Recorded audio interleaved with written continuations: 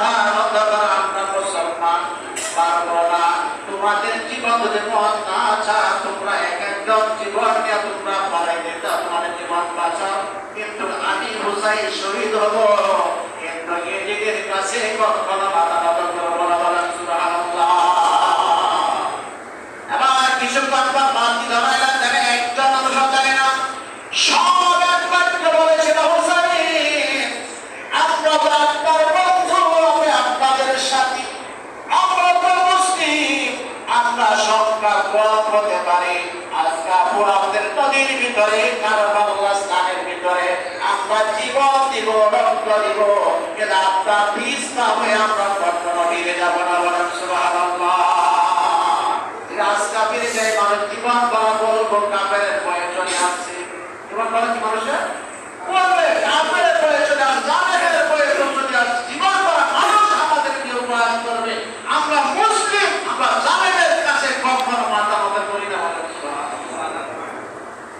হযরত হুসাইন রাদিয়াল্লাহু আনহু বললেন সব মানুষ সাবধান, কেউ যায় না।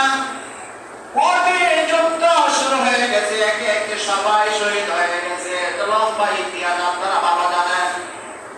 হযরত হুসাইন মাথা নত করা আমরা মুসলমান পারবো না। তোমাদের জীবন যদি মত না আচ্ছা তোমরা এক একজন জীবন নিয়ে তোমরা পালাই দিতে তোমাদের জীবন বাঁচাও, কিন্তু আমি হুসাইন শহীদ হব কিন্তু নিজেদের কাছে কখনো মাথা নত করবো না। বলেন সুবহানাল্লাহ। এবার কিছুক্ষণ পর বাতি ধরাইলেন, দেখেন একজন মানুষ জানে না, সব এক বাক্য বলেছিল হুসাইন আমরা তো আপনার বন্ধু, আমরা আপনাদের সাথী, আমরা তো মুসলিম, আমরা সংখ্যা কম হতে পারি, আজকে পুরাদের নদীর ভিতরে কারবালার স্থানের ভিতরে আমরা জীবন দিব রক্ত দিব, কিন্তু আপনার বীজ না হয়ে আমরা কখনো ফিরে যাব না। বলেন সুবহানাল্লাহ।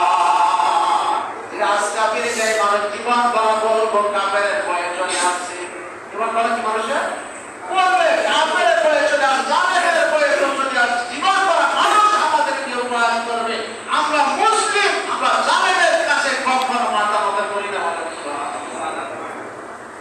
হযরত হুসাইন রাদিয়াল্লাহু আনহু বললেন সব মানুষ সাবধান, কেউ যায় না। কঠিন যুদ্ধ শুরু হয়ে গেছে, একে একে সবাই শহীদ হয়ে গেছে, লম্বা